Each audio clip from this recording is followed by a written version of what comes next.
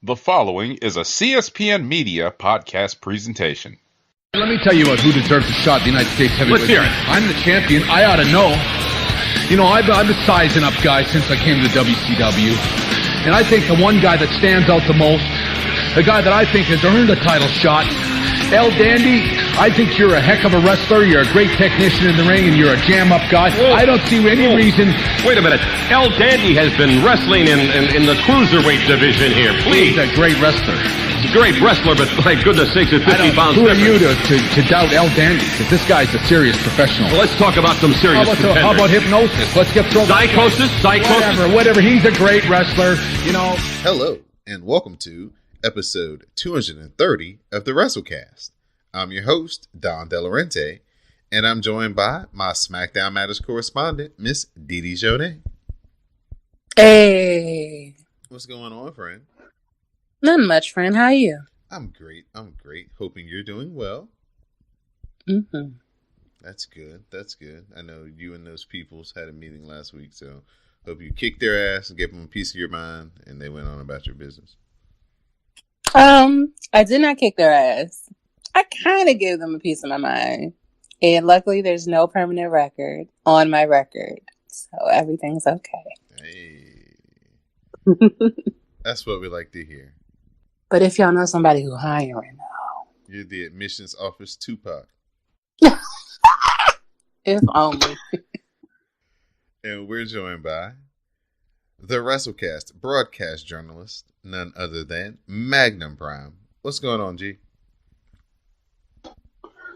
Hey, always a pleasure to be here.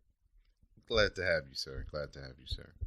The WrassleCast is being brought to you by the CSPN. You can find the WrassleCast and the CSPN on the web at www.cspn.us. We'll get right into our reviews this week as the news takes place inside the Rawcast review for this week, as Monday Night Raw is taking place in Boston. So we already know it probably won't be a good night for Sasha Banks right off the break, but we'll see how it plays out. Starts out not being a good night for the Riot Squad because Ronda Rousey makes her way to the ring. She doesn't look pleased as the crowd chants for Becky. Ronda hypes up the Mania main event and says, "You're welcome." Ronda promises to tap Charlotte and Becky out at the same time. And then the Riot Squad and Becky arrive for the Beat the Clock challenge. So Becky gets the mic. She mocks Ronnie for being a weirdo. She was given everything, including a big contract, but no one gave a damn until the man came around. She saved Ronnie's run, and that's why they are main eventing. Charlotte then comes out and takes credit for them main eventing because she was handpicked to be in the match. So then we start our Beat the Clock challenge with Ronda Rousey taking on Sarah Logan. Sarah Logan attacks. She lays the boots around Rousey, but Ronda fights out and hits the Superman punch. And then she grabs the armbar and she gets the win. And I think that was like a minute and like 35 seconds, 25 seconds, something like that. Too bad for Sarah Logan. So Charlotte, she takes on Ruby Riott. Charlotte takes control. She locks on the figure four. But Ruby Riott, she survives, and Charlotte fails to beat the clock. So Charlotte, in her frustration, attacks Becky. And that leads to Becky Lynch versus Liv Morgan. Liv takes early control, grounding Becky, but Becky fights back, but can't get the armbar. Becky then cradles Liv up for the win, and she happens to also beat the clock. So DeeDee Jonet, the man is making more and more appearances on Raw, so it's at least making this show entertaining at least for a half hour or so. You're welcome. Your analysis on her performance, upstaging Ronda at this Beat the Clock challenge. I'm happy with it, but realistically, everybody should have known what was going to happen when she got Liv Morgan. You know? Does that say more about the booking or more about Liv Morgan? I would say that says more about the booking of Liv Morgan. That she's clearly the weak, and maybe she's not in real life, but booking says she's the weak link of the Riot Squad. So of course, Becky should be able to beat her within less time than it took Sarah. And certainly since that Ruby would have taken the most time. So, it all shook out about how I expected. Greg, I'll bring you in on this conversation because we always talk about, hey, if you want to do something like this, why do you have to, use people that could potentially be something? Why can't you just bring up some people from NXT nobody's seen yet or really seen much of, and they could have served the same purpose? But why sacrifice the Riot Squad? What does this do for them? It doesn't do anything for them at all.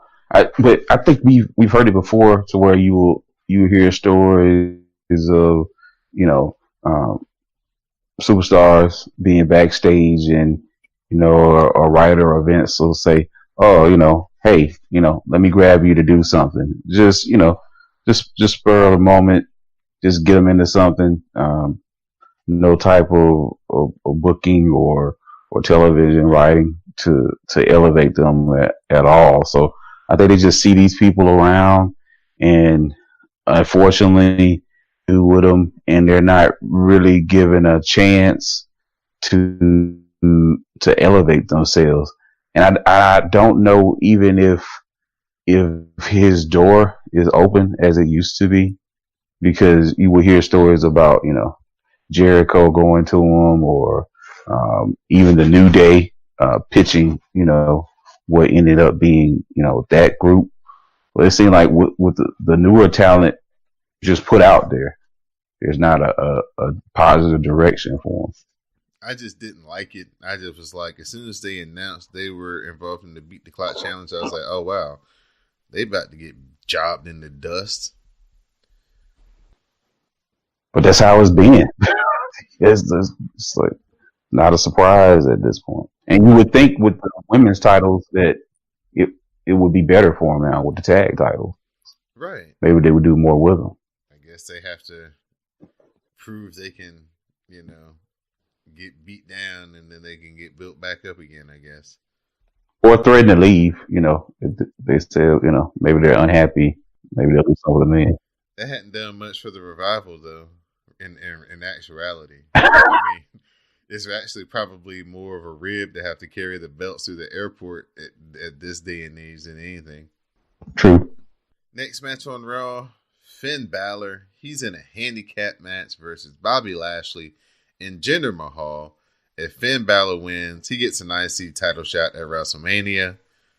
Finn hits a double stomp on Jinder Mahal. He wins. He's in WrestleMania. Bobby Lashley's pissed. He beats down Jinder Mahal and sings after the match.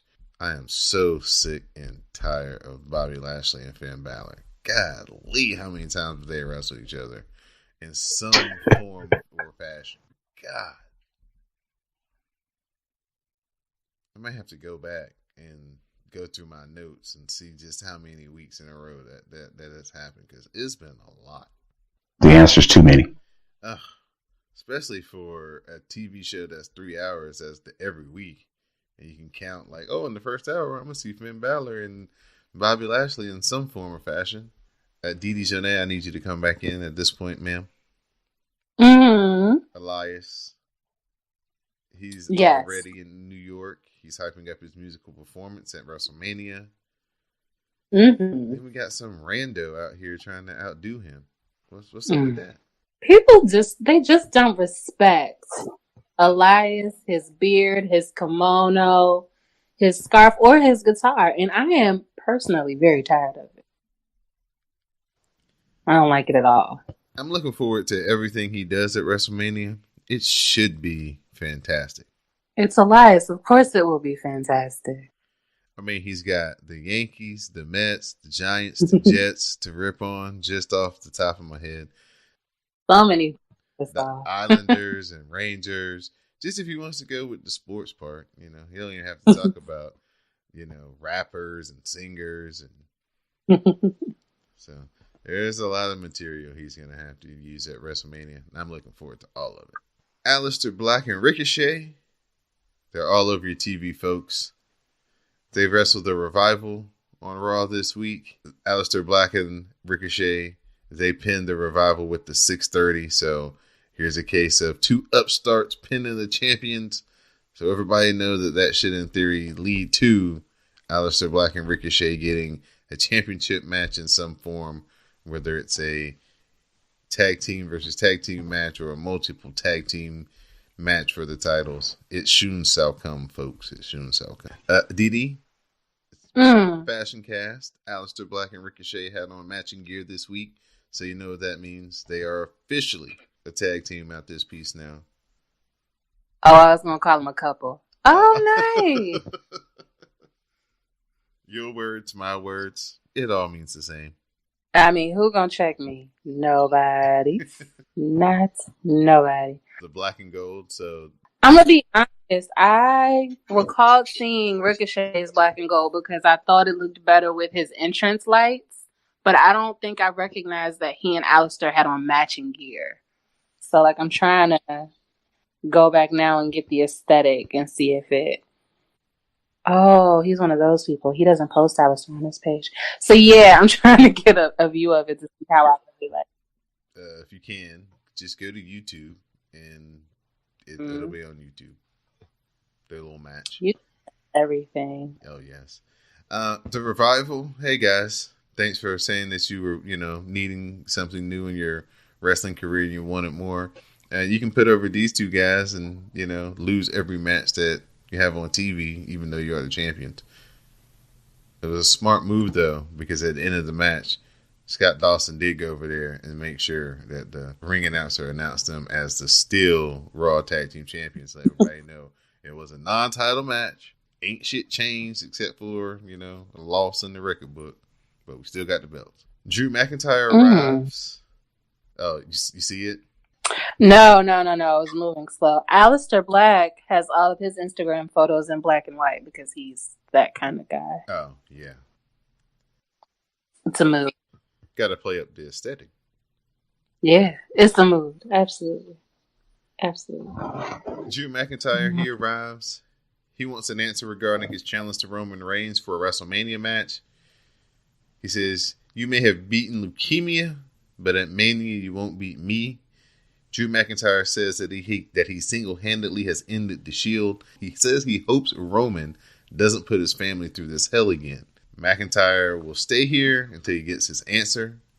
Then Roman arrives. Roman says that Roman accepts your challenge, but Joe says, "Never run your mouth about my wife and kids," leading to, of course, a big brawl. Roman beats up Drew McIntyre until Drew McIntyre hits a low blow, and then he turns Roman's lights out with the Claymore. DeeDee, this week you get your Roman the way you like him. He had the beard.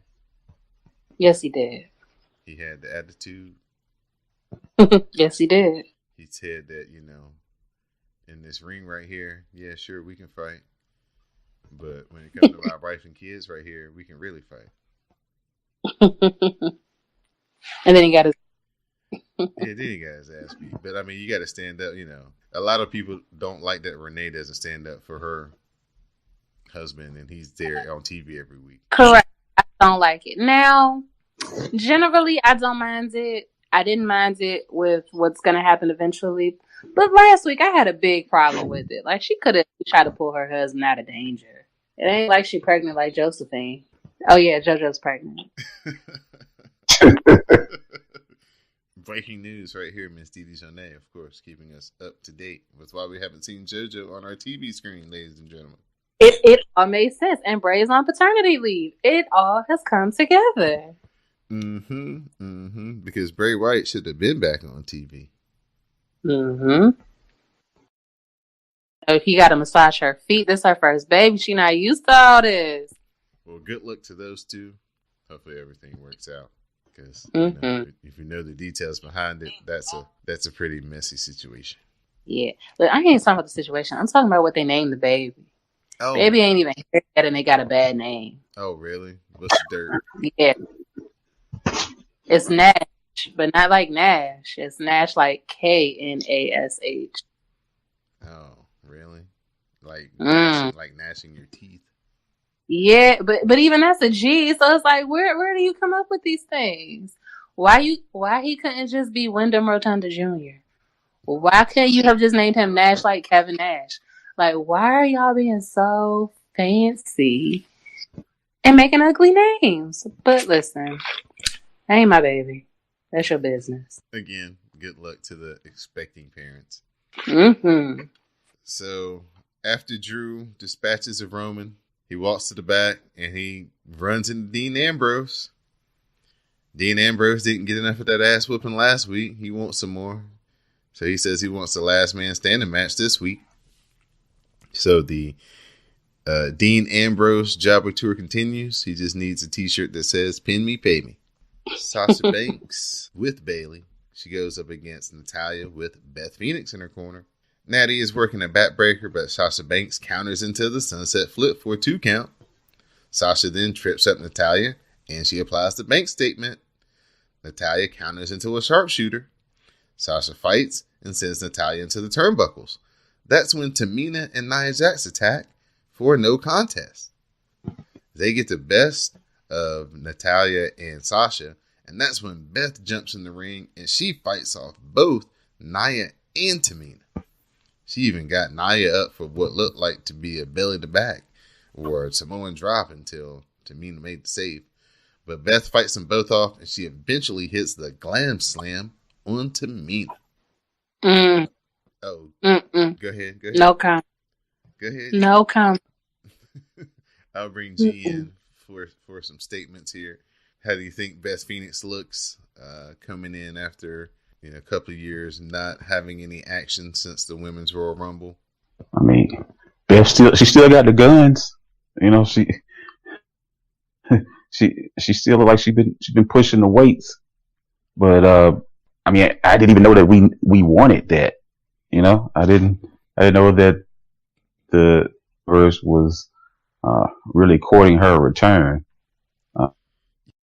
I would say I did. You can't go to the Trish and Lita well, but so many times in a row, man. Yeah, but I respect what Beth accomplished, but she was never one of the top performers in my book. I respect what she did, but that's not gonna draw me to watching WrestleMania. It's just not. But I did like the move she had where she put her boot over the tag belt, over Sasha's belt. Respectful, and it was needed in that moment for the storyline. So I applaud her for that. That was a true professional. Miss Dejanay, if you'd like to join in now on anything about these ladies in this upcoming tag team match, where now it's going to be Sasha Banks and Bayley defending against Natalya and Beth Phoenix, Tamina and Nia Jax, and the Iconics. No. I have nothing to say. It's like the Olympics of who doesn't deserve it. Like, besides the double Iconics, but really, how Beth just get to come out of retirement and get a title shot? You ain't even had a match yet. Go. She gets so much. Is it because Edge is her husband, or do they really like Beth Phoenix? I think they Did I just miss it? Beth Phoenix. Yeah, you missed Did it. I miss it? She's fucking boring. The most interesting thing she did was kiss Khali and take him over the Royal Rumble ropes. That's the only thing she ever did. Literally. Well, it might have been just the quality of women that she had in her time. She wasn't really going up against the best of the best at the time. Then she should have shined even brighter. If everybody else is asked how you ain't looking like a North Star. Nope. These blonde shenanigans will not get me. They may have gotten you people. No. While they're both in the ring still kind of celebrating and Natalya's recovering, it is announced that the Hart Foundation will be going into the WWE Hall of Fame. So, of course, that's a very touching moment for Natalya. She breaks down in the ring as everybody is applauding. And the Hart Foundation are going to get their long overdue induction into the WWE Hall of Fame. Like we said, when Jim Neidhart passed away, it's one of the early parts of WWE that I did enjoy. WWF were the British Bulldogs and the Hart Foundation. So it's one of those teams you think would already be in there. But when you take a closer look at the WWE Hall of Fame, a lot of people you think should be in there aren't. And I'm glad that they're correcting that by putting the Hart Foundation in. Yeah, I was shocked they weren't already in too. It seemed like that had happened years ago. Yep. No, they don't do those things like you think. Kurt Angle, he talks about his match that he's going to have with Samoa Joe. Kurt Angle puts over Samoa Joe and says that he needs to leave on his own terms with true test, like Samoa Joe. Baron Corbin arrives and he runs down Kurt Angle. It calls him basically flabby and sick. I don't see any lies detected, though, from Baron Corbin. That's the only thing. If he was a better wrestler, Corbin would actually be the shit. Because he don't really be telling too many lies in his promo. It's just that he looks like a clown and his matches are terrible. Sasha and Bayley said that they will take on anyone for the titles if they're all coming for them. And so that's when Sasha declares that, we'll take on the other 4 teams. And so we're going to have that big match at the WrestleMania. Now it's time for a moment of bliss. Braun Strowman, what have they done to you, son? Braun Strowman basically invites Michael Che and Colin Joust to be a part of the Andre the Giant Memorial Battle Royal. Gee, how can you take somebody as money at the beginning of 2018, in 2017, beginning of 2018, and not have him headline WrestleMania or at least, SummerSlam and get the title? And then not at least get the title right now at this WrestleMania. How did this not work out in his favor? I don't know, man.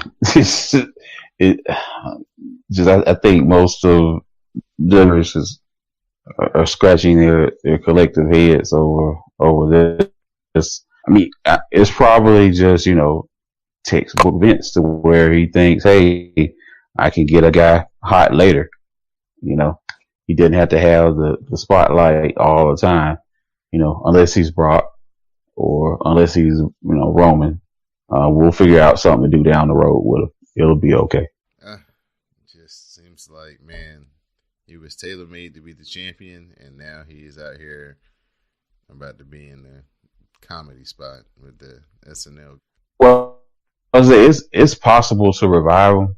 I mean, sometimes you just had to see something real drastic. Like we were worried about Brock for a second before he had the match with the Undertaker. It took him killing the Undertaker streak for him to be taken seriously again in the WWE. So I don't know what drastic move he could do, but there's a chance he could be revived as, being a serious top guy. It is possible. I mean, besides throwing somebody off a building, he's done everything. Well, hey, he's lighting towers into, a new resident. So what way to, in that residency entire tower, just have him throw somebody off the top of the roof. Why not? Baron Corbin wrestles Apollo Crews. Apollo Crews runs into the end of days. Baron Corbin picks up the win. After the match, he gives Apollo Crews another end of days. Next week, it's announced that Becky, Charlotte, and Ronda tag with each other to face the Riot Squad. Seth Rollins, he comes out. He talks about how different he and Brock are. Rollins wants to be the champion, a man that inspires people. Unlike Brock, Rollins loves meeting with the fans and spending time with them, and they have all been telling him to beat Brock at WrestleMania. He says he has no choice. He needs to beat Brock, and he will take out the bully. Rollins has an army behind him, and he is unstoppable, and they will all burn Suplex City to the ground. Paul Heyman arrives. He thanks Seth for informing him of his plans to team with the WWE Universe. Heyman mocks Rollins and says that Rollins has no idea how to beat Brock. He says Brock will win and hopes Rollins takes it personally when he loses. Rollins chases Heyman up the ramp. Heyman begs off, and Rollins says that he's here to answer the thoughts and prayers, not ask for them, because we will beat Brock and burn down Suplex City. How would y'all, what would y'all give Paul Heyman on his stop, drop, and roll attempt to get away from Seth Rollins? I laughed. I'm just an advocate. Brock told me to say all those things. Samoa Joe comes out there, and he has a minute and 25 seconds of that hot-ish. He says that he forgot to bring his bouquet of flowers because he's not very sentimental. He says that him and Kurt have a lot of history, and it would be only fitting that he got to put Kurt to sleep one last time. So we get Samoa Joe versus Kurt Angle. Samoa Joe headbutts Angle in the face. Call back to the TNA days. Angle fires up. He hits the Angle slam for a 2 count. Joe fights off the ankle lock, but Angle fights off the muscle buster and hits a missile drop kick. The straps come down. They trade strikes. Joe locks on the coquina clutch. Angle fights. He counters into a cradle, and Kurt Angle gets the win over Samoa Joe.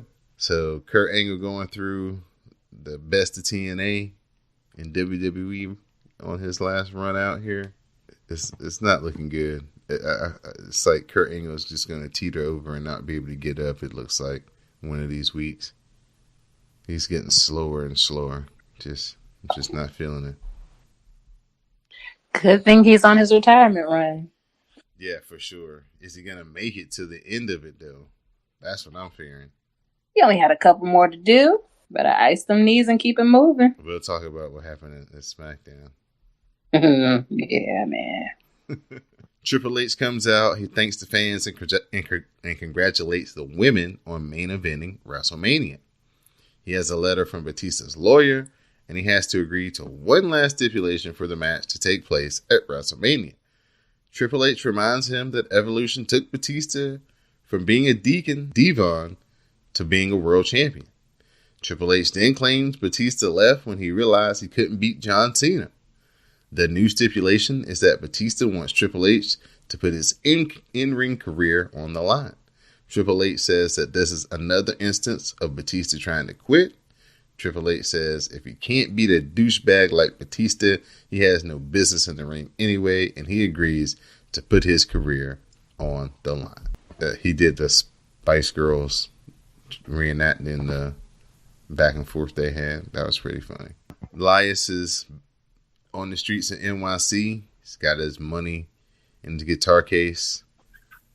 And he's talking about, what he's going to do at Mania and all these things.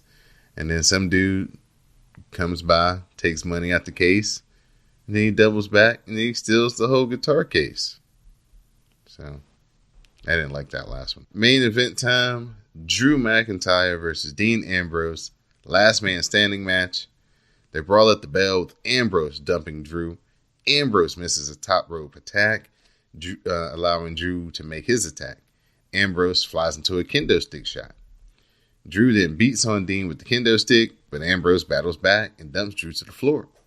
Drew cuts Dean off on the floor and nails him with the steps. Back in, Drew has a chair. He wedges it in the corner, but Ambrose slams Drew into the chair and he hits Dirty Deeds. Ambrose follows with strikes and he gets a table, but Drew slams Dean through the table in the corner. The Claymore kick knocks out Ambrose, and Dean Ambrose can't answer the count of 10, and Drew McIntyre is your winner. Oh, and McIntyre with a kendo stick, perfectly legal in Last Man Standing. No countouts, no pinfalls, no submissions. McIntyre has his way. Dean Ambrose is going to be watching WrestleMania. Oh, look at this. Remember what McIntyre did with a pencil a couple of weeks ago in Falls Count Anywhere. Now with a kendo stick. Just a sick, sadistic man. Once again, Dean Ambrose only has himself to blame. It was the lunatic that requested this matchup, just like Falls Count Anywhere. It's a man that feels the need to fight for his brothers, but he's putting himself on the line. What brothers? The Shield is no more, Renee. It's a lost idea. That doesn't just go away. His feelings. He's driving McIntyre to the barricade. The lunatic fringe, Dean Ambrose, trying to do something to somehow rally what it has been all McIntyre here. Ambrose, though, able to thwart it. Now it's McIntyre, bounces face first off the steel chair. Time to switch things up. McIntyre. Dirty Deeds! McIntyre's down! The official begins the count. Ambrose looking for the last man standing victory.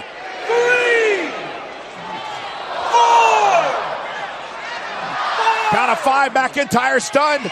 Trying to drag himself back to his feet. Count of 7 now by the official. McIntyre back up. Ambrose, catches him with a boot. And now the relentless assault by the lunatic fringe. Maybe not. Driving Ambrose to the table.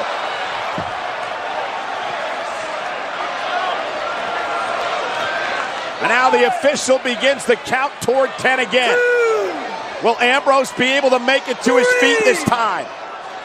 Does Dean Ambrose have anything left? No, there's no way Ambrose has anything left. I hate to tell you, but this man always has a little bit left. That's why this match could favor Dean Ambrose. How in the hell are you going to favor that man right now? Because the man's still getting up. He's still Ambrose back to moving. his feet. Claymore kick by McIntyre. A thunderous Claymore has turned the lights out on Dean Ambrose.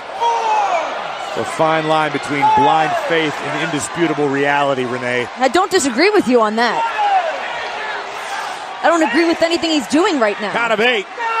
Count of 9. Ambrose will not make the count. Here is your winner, Drew McIntyre.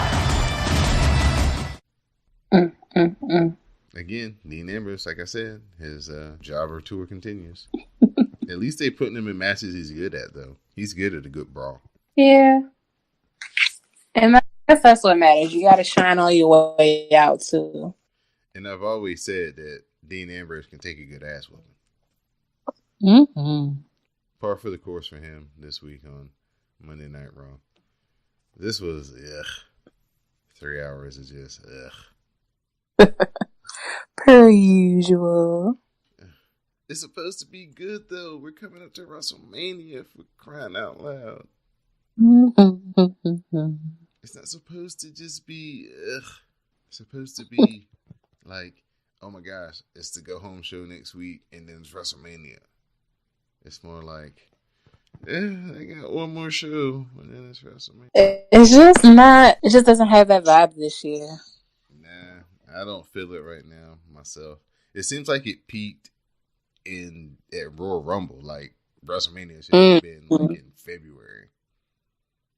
Mm-hmm. That's when everything was like really cooking, but it's really falling off. Yeah, I think timeline kind of got messed up a little bit. Mm-hmm. So, G, before you fade off into the sunset, we'll get your rating on Monday Night Raw. Get it a 15 below 0. Yeah, it definitely wasn't good. Miss DeeDee Jonay, your rating? A 2. Okay. Yeah, I gave it like on a scale of 1 to 5, yeah, I gave it like a 1. It was on the low side. G, any final thoughts or shout outs you like to give this week before you head out? Hey, just a shout out to you guys who keep this thing going and entertain the listeners and the fans of the show. And shouts out to the listeners and the fans of the show. All right, man. We'll catch you next week. You'll probably dominate us in who you got for WrestleMania weekend. Do it. Chuckle. All right, man. Have a good one. All right, y'all be good. All right, Miss DeeDee Jonay, it's time to turn it over to you because it's time for SmackDown Matters. Hashtag. So they're at Mohegan Sun, which is the casino. New Day comes out. They talk about their journey with the fans over the last 5 years, noting that it's been a hell of an experience, but due to all of the bullshit involving Kofi, they have talked about walking away. They are upset at how Kofi's been treated, not just recently, but for the entire 11 years he's been in the WWE. They say that they need answers from Vince. Vince comes out and Daniel Bryan interrupts and runs down New Day, saying to let them quit. He calls them stale, a novelty act that could be replaced by 3 waffle-throwing NXT stars. Daniel Bryan runs down Kofi's recent losses as reasons why he doesn't deserve a shot and says Vince has always been right, so he should go with this first thought. Davey says Daniel Bryan is just afraid to face Kofi one-on-one and has turned into a hypocrite in everything he used to hate. Vince says New Day isn't going to quit because everyone loves it here, I guess. But Vince still calls Kofi a B-plus player and wonders the same about Woods and Big E. Vince says Kofi is done with chances, but if Woods and Big E win a tag team gauntlet match, Kofi will get his shot. So that is the setup for this week's SmackDown. How do we feel? I wondered how they were going to get to the match last week openly. You were right. Woods and Big E did the talking for Kofi. They still shouldn't have been throwing them pancakes, though. They should have just came out there like fuck your pancakes. Mm-hmm. But besides that, had him to throw the whole thing. No, that'd be mean to the fans. Turned the whole thing over, But anyway, yeah, like you said, Woods and Big E have that spirit of we gonna disturb shit, even if Kofi don't want to, and they got it done. So. Right. Them, your friend group. That is who you need.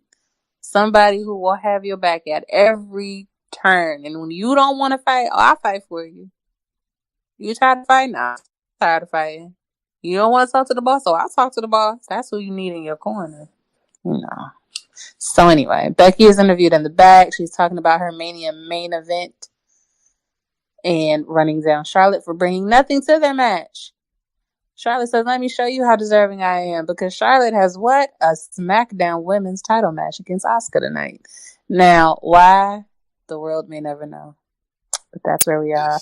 I could get into all the details about it. I'm not going to. Charlotte won. She is now, I believe, the first 8-time women's champion. So, there's that. I'm just rubbing my forehead and my eyebrow because my head hurts for trying to think about why the hell they did this the last 24 hours.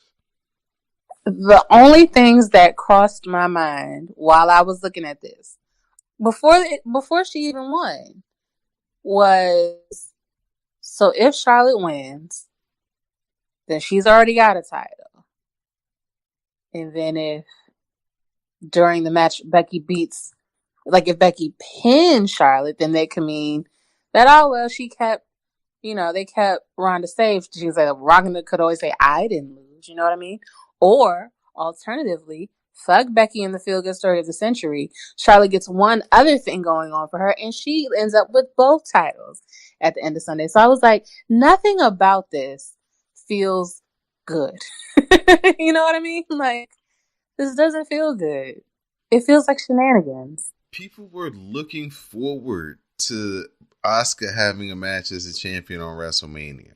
That was kind of like, hey, everything's kind of getting hashed out. What's Asuka going to do? And the answer may be nothing at all. Now she's going to be in the Women's Battle Royal. Oh, okay. Pre-show or the first thing that happens. Whoop-de-doo. Oh. So, wow. Like, it sucks because it's like, not only do you put the belt on Charlotte unnecessarily, then you take away somebody who's deserving of a WrestleMania match. You take away their match. Yeah, and then the other thing, I guess, is I can look months ago when Naomi and Asuka were looking like the tag team, right? And Asuka winning the title ruined that. And so it's like, well, if you wanted to, let's just say that that's what you wanted to do. Let's say that you wanted to free up Naomi and Asuka.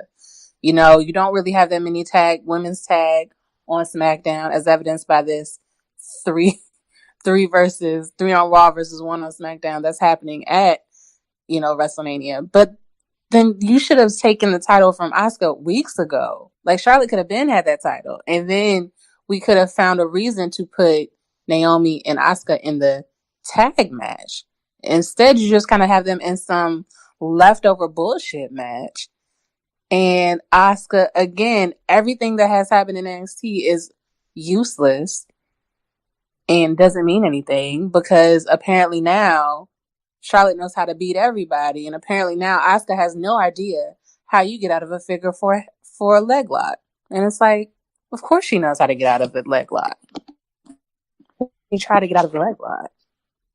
Between Braun Strowman and Asuka, man, they have messed up too many players be on top like right now headlining, and they would be drawing far more interest than what they are right now. Absolutely. And it's disrespectful. But we digress. Next was Kurt Angle versus AJ Styles. They're friends or something. Styles fights out of the ankle lock, and when Randy Orton arrives out of nowhere, you might be wondering why that is. It's because he has a match with AJ at WrestleMania. He hits AJ with an RKO. There's a DQ. Angle runs off Randy to make the save. That's that on that. Kurt Angle gave Randy Orton the weakest looking angle slam I've ever seen in my life. And Randy Orton, I know, was mad as fuck. He had to act like that shit made him be so hurt he had to get out of the ring. Oh, Kurt Angle. Just wrap it up. Wrap it up. Wrap it up. It's his farewell. I feel like he's been on 5 of them, but it's his farewell tour. He should have one match. We shouldn't have been subjected to this man. Listen, Vince does what he wants to do. Listen, Vince makes these decisions. You know, all the bad decisions are his. You know, when you're they don't listen to us. Well, you might not know because you don't necessarily drive, but people who drive, when your gas light comes on and you know your car, hey, I can make it like 30 miles before I really need to put gas in there.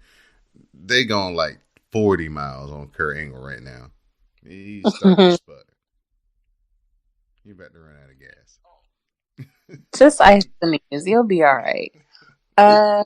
Next, Rey Mysterio and his 7-foot-tall son Dominic are interviewed about WrestleMania. I guess the point is he'll be there to protect his dad from Samoa Joseph. Were you expecting Samoa Joe to just come yoke him up out the blind side? Not really. Oh. Were you? Yes. Just in mid-sentence, just yank him up. Yeah. No, but it would have been fun. The Miz arrives. He's got words. He says that Shane has lit a fire underneath him and has made it personal. He wants to decimate Shane, and he wants a Falls Count Anywhere match. Shane arrives. He got security. He also has Sanity. What's his name? Shell and Benjamin, the catering crew, one of them colognes. Not Carlito, so it don't matter.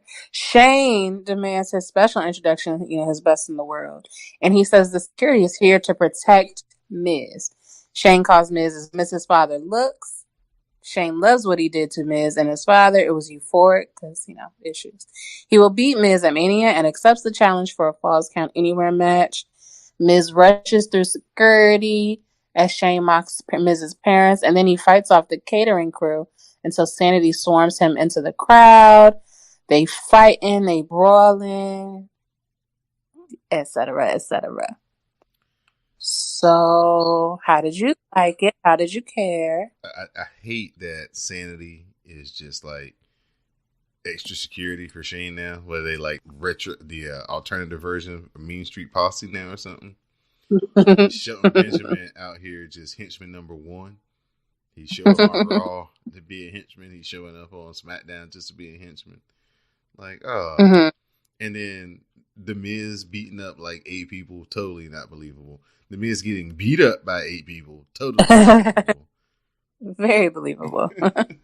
But seeing The Miz out here diving off of barricades on the people just looks so like, nah, this isn't really what you do. You run away from people. Angry. The feeling had him feeling things. Yeah, for sure. Okay, on to your main event of the night. It is the gauntlet match for New Day. Stipulation being, should they beat all newcomers or incomers or opponents, then Kofi will indeed get his match at WrestleMania. The wording concerned me because I don't trust Vincent Kennedy McMahon, but we'll get there. But no, actually, I'll get into it now. They kept saying you'll be at WrestleMania. You'll have a match at WrestleMania. You'll fight Daniel Bryan. No, say you'll have a match versus Daniel Bryan for the title. Because if it ain't like that, I don't trust Vincent Kennedy, okay? You know, I'm just saying. I have been lied to and bamboozled and hoodwinked before. So, that was my deal. But anyway, it starts off the New Day versus the Good Brothers. Woods attacks at the bell. Anderson cuts him off with uppercuts. Woods hits a super kick, and Big E dumps Gallows. And then the midnight hour finishes Anderson. It was pretty quick. Nice and fast. Got to get him out of here because, you know, it's a gauntlet. We got people coming. Next is not... Ooh, what you drinking? Oh, I'm drinking just a coastal IPA with pineapple. Fancy. Do you know what I'm drinking? No, you didn't tell me this week. Water. Oh, well, you have goals to reach. My life sucks. I just want alcohol. Anyway, New Day versus Nakamura Rusev. Big E runs wild with suplexes on Nakamura, and then the running splash connects. He takes out Rusev on the floor as Kofi and the SmackDown babyfaces watch on in the back. Specifically, Becky Lynch. Back in the ring, the heels work double teams. It breaks down and Woods takes Rusev to the floor. Big E counters a Kinshasa and posts Nakamura. Then the midnight hour connects again, and Rusev is pinned. Boom. We're winning. New Day versus The Bar. There's a hot tag to Woods. He's running wild. Tornado DDT connects. He follows with a tope and then hits the top rope leg drop for 2 as Sheamus makes the save. Post break, and Cesaro has Big E grounded. Sheamus tags back in, but Big E cuts him off with a power bomb. Woods tags in, and Cesaro cuts him off with an uppercut for 2. Then Woods cradles Sheamus for the elimination. Xavier forgot himself and didn't get us out of that ring. So the Bar got pissed and beat down Xavier and Big E. Got a table, put it up in the middle of the ring, and managed to put Big E through it. It was a mess. I will say, though, that was the match where I was like, Xavier is a problem. That man can go. Yeah, he can go. And because, you know, they're in their tag deal, and because Big E's the big guy, and because Kofi is, like, so awesome, it's easy to forget that Xavier is damn good. Like, when he did that thing where it looked like he was going to do the 619, but he just, like, pounced on that boy's back. Oh, yeah.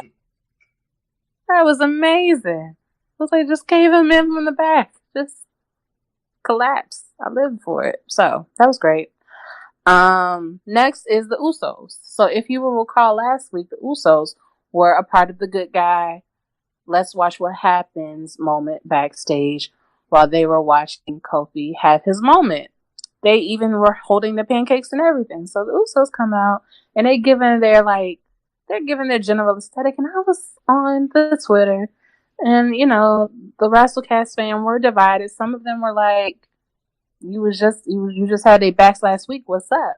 And the other half was like, you just had their backs last week. What's up?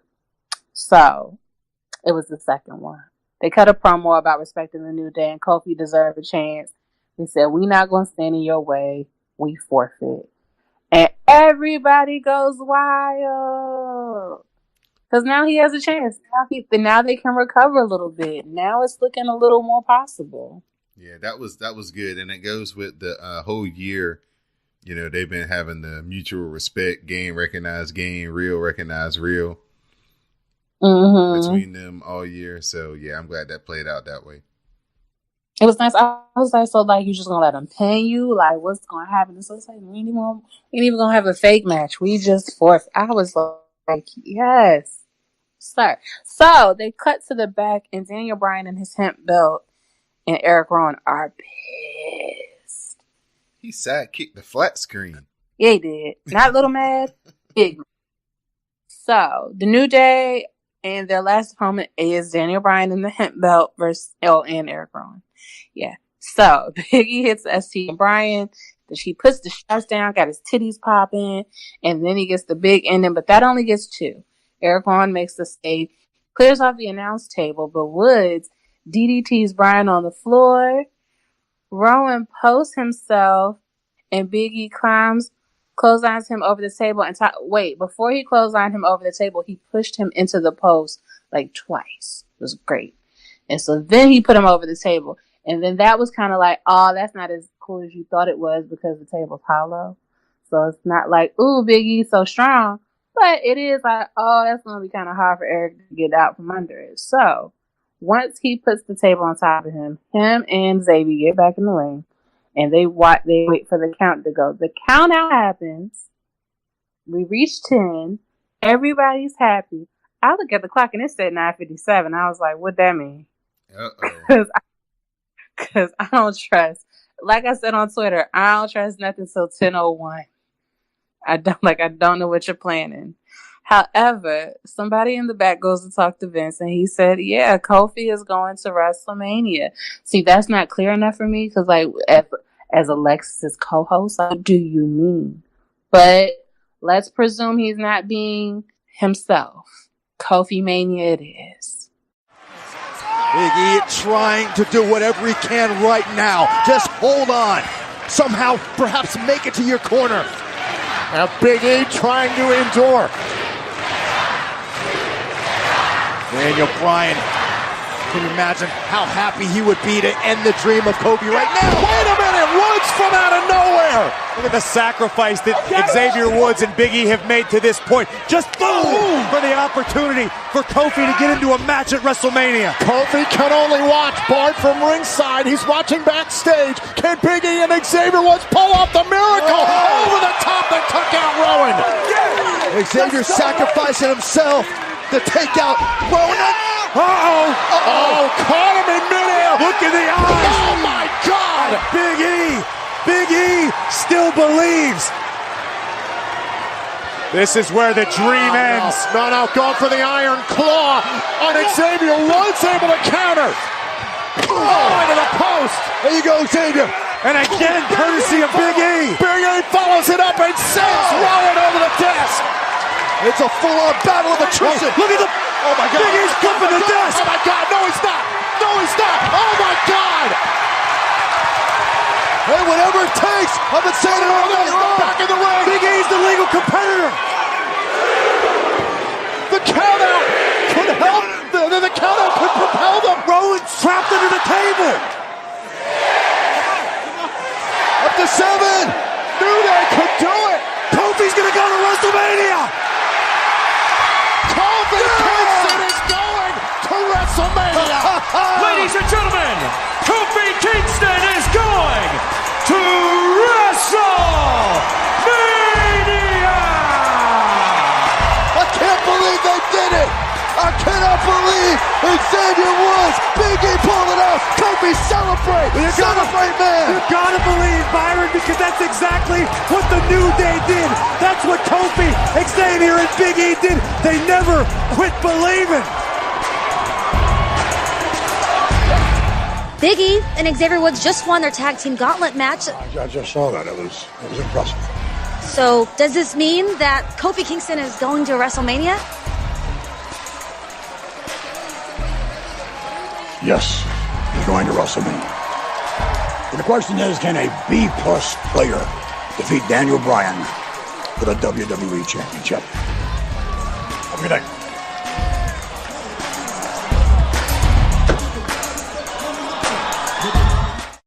And everybody comes to the ring to celebrate. Everybody who's a babyface. So you got your Becky Lynch. You got, because Kevin Owens is a babyface right now. You got your Kevin Owens. You got your AJ Styles. You got your Ricochet, you got your Aleister Black, and so on and so forth. The Usos, to come celebrate this man. And did you cry? It was a little emotional. It was very emotional. It would have been even more emotional if it would have been Kofi last week. Well, there is that. I mean, it's cool that like his boys were willing to sacrifice and go through all that for their friend, but that's not a better story than Kofi sacrificing for his own shot. True.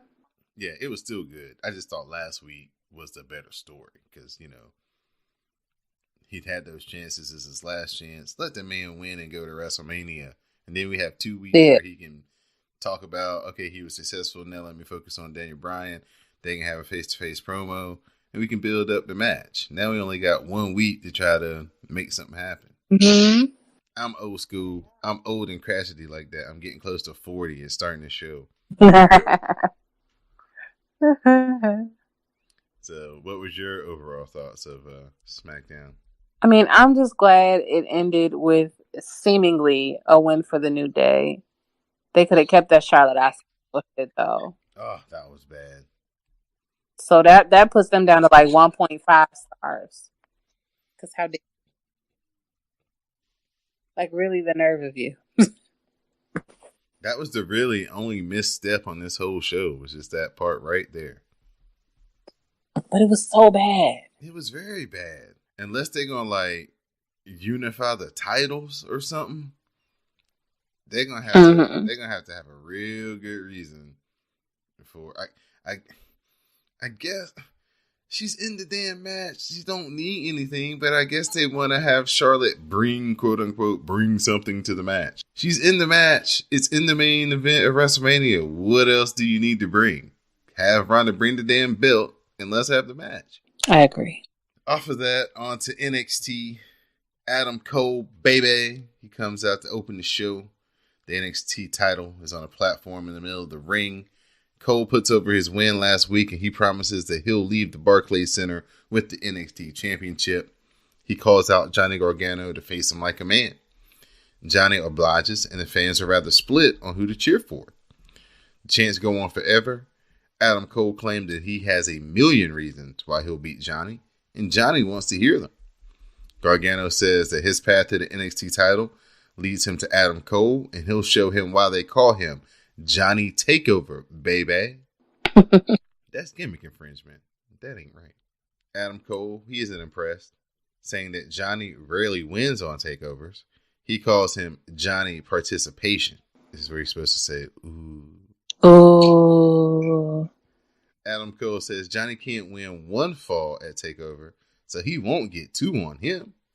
Adam Cole says he won the first North American title at TakeOver. He debuted at TakeOver, and he won the first War Games at TakeOver. Johnny brings up how far back his story goes and how he never gave up. He had no contract or promise of a future in NXT, but he kept getting called back. He's earned everything he's gotten at NXT. Johnny doesn't need a group of cronies to fight his battles, and he wouldn't change anything about the past 4 years because it makes him appreciate where he's going, and that's the main event of TakeOver New York and to be the NXT champion. Adam Cole goes to leave, but stops and turns back around, and he says, that's a very inspirational story. He says, it's a Lifetime movie. Adam Cole says Johnny can scratch and claw all he wants, but Adam Cole is leaving as the champion. The Undisputed Era comes out to back Adam Cole up, and Adam Cole says the match won't be definitive. It'll be undisputed. This was good. They had a good back and forth. I really liked it. Adam Cole, baby, the Panama City Playboy. He's one of the best on the mic. Or as you like to call him, Shawn Michaels. Baby boy. Yeah, baby son. Adam Hickenbottom. And Johnny Wrestling, the fans are all behind him. So this was real strong. They show a clip of last week after the main event, the Forgotten Sons attacking Aleister Black and Ricochet. Aaliyah and Vanessa Bourne, as they face off against DeeDee's fave, Casey Catanzaro and Lacey Lane. You mean Casey's stuff? Vanessa Bourne hangs Lacey Lane up in the ropes upside down and kicks away. You get a headbutt by Vanessa Bourne, and they both rub Lacey's face into the ropes. That's when Shayna Baszler, Marina Shafir, and Jessamine Duke walk out and get on the apron. Aaliyah and Bourne, they know what time it is, so they leave. Duke knocks Casey off the apron with the forearm, and Shayna wrecks Lacey Lane with the knee strike. Shayna puts Casey in a choke, but she runs up the corner and flips over. Casey gives a drop kick to Shayna and another drop kick that takes out Jessamine Duke, Marina Shafir. Shayna catches her next flippy attempt into the Carafuna clutch and chokes out Casey. Shayna screams at the commentators before posing on the table. You wouldn't have been happy with this. I'm sure. I was thinking that maybe like Bianca or Kairi or Io Shirai was going to come out and try to, do something, but nobody did anything. So we'll see where this goes next week. Kona Reeves faced off against Matt Riddle. The Velveteen Dream music hits, and he's wheeled out on a couch by two women. Kona attacks Matt Riddle from behind while he's distracted, and he gets a 2 count on a suplex. The Cobra Clutch by Kona Reeves, and Riddle fights out and gets a 2 on a pinning clutch. Matt Riddle slaps him up a bunch of times with palm strikes, and he kicks him into the ropes. We get a Pele style kick, followed by a stiff ripcord knee, some elbows, and that leads to the Bro Mission, and Matt Riddle gets the win. Velveteen Dream takes the microphone, and he announces that Matt Riddle is the winner. Riddle goes up on the stage. He drinks from the Velveteen Dream's chalice. He then dumps the chalice over his shoulder. Riddle then says, "I'll see you in New York, bro." So rude and disrespectful. Velveteen Dream, legend in his own time. This man comes out, purple light smoke with two hotties pushing out, him laying down on a couch drinking out of a chalice. Yeah, your fave can never. It's announced next week that Bianca Belair will face Kairi Sane. And now it's time for our main event. It is the finals of the Dusty Rhodes Tag Team Classic as Aleister Black and Ricochet take on the Forgotten Sons. As everybody knows, Aleister Black and Ricochet, they win. They cover Black, and Riker knocks his foot off the ropes. So, of course, the referee catches Riker and kicks him out. We get a Black Mass that takes out Wesley Blake. We get the tag to Ricochet. Aleister Black with the moonsault to Cutler on the outside.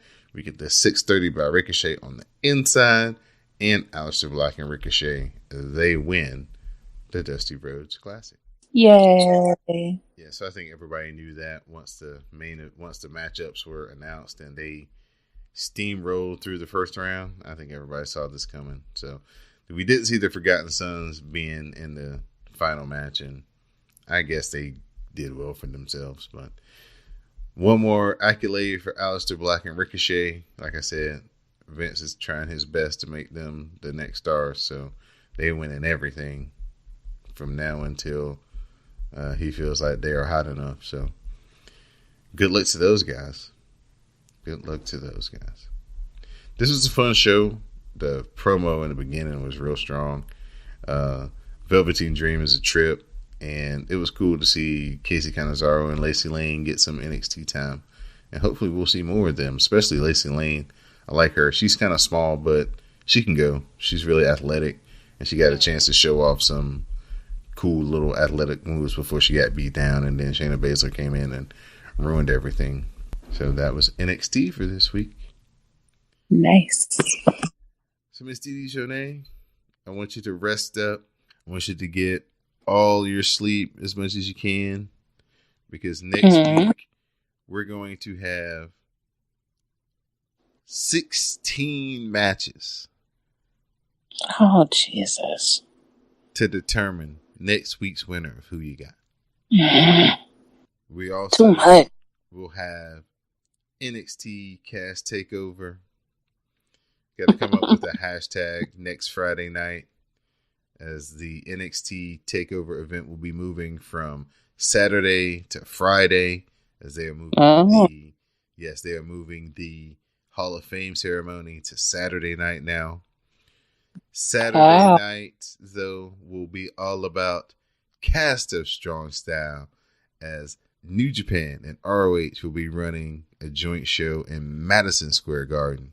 It will be on, I think it's going to be on Access TV. I know it's going to be on New Japan World. So check that out, starting at 7:30 on the 6th on Saturday night.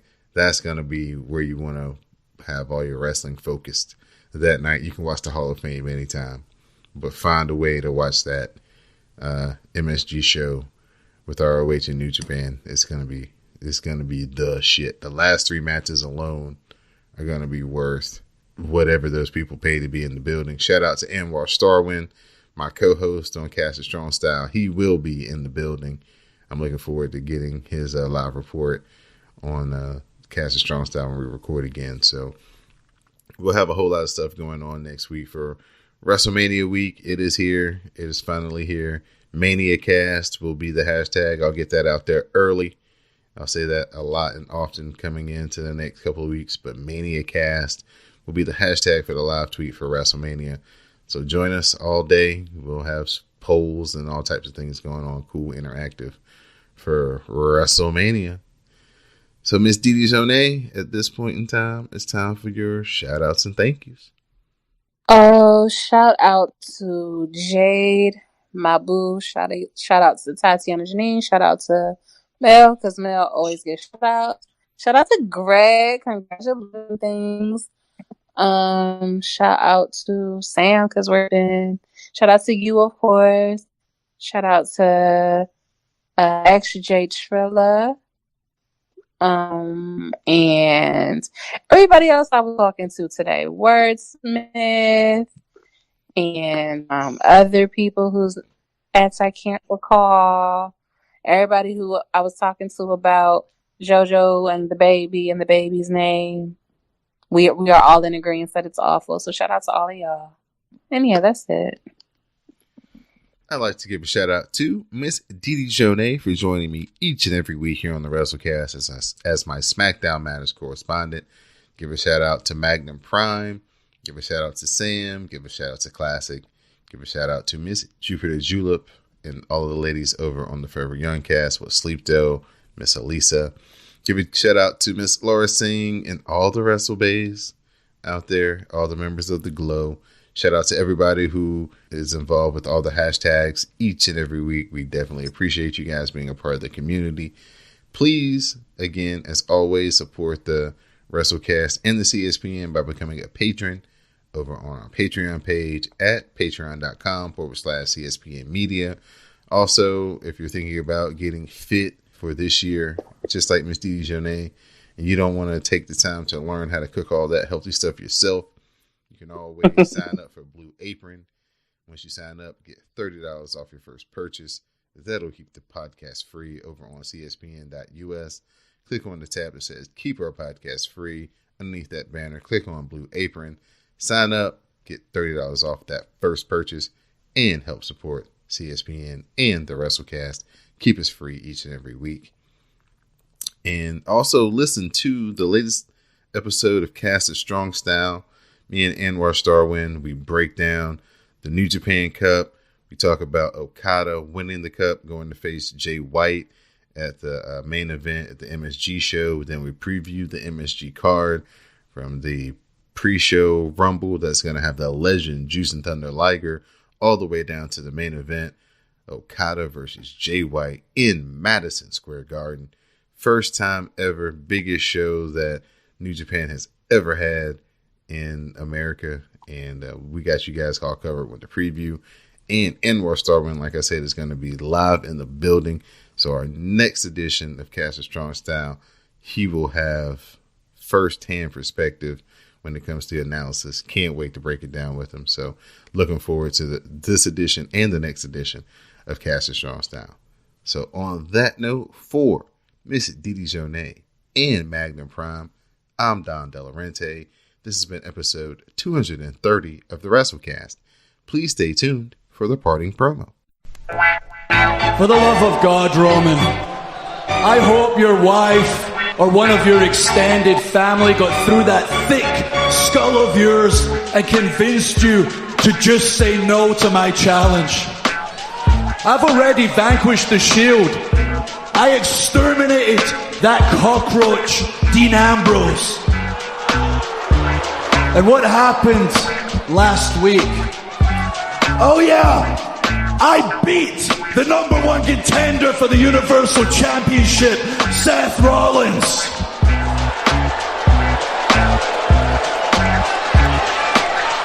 I know what Roman Reigns wants to say. The superstar Roman Reigns wants to say, yes, I never turned down a challenge, but I'm going to appeal one more time to Joe, the man, Joe the father, Joe the husband. Think about your family. Haven't you put them through enough?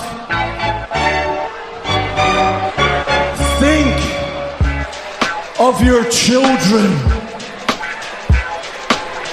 They already had to watch Daddy fight for his life already.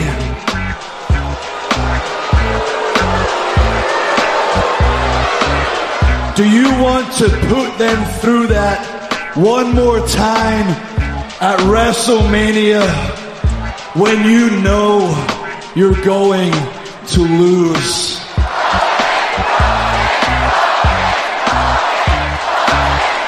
I am going to stand here all night till I get my answer. I will hold Raw hostage. Here comes the big dog.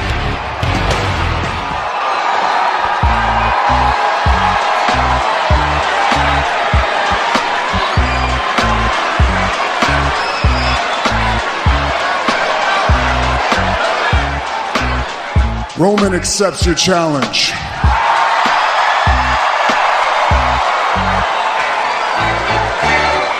But I want you to listen very clearly. What I'm about to say next isn't coming from Roman. Don't you ever run your mouth about my wife and kids. Oh, Roman Reigns unloading on McIntyre. He's heard it all.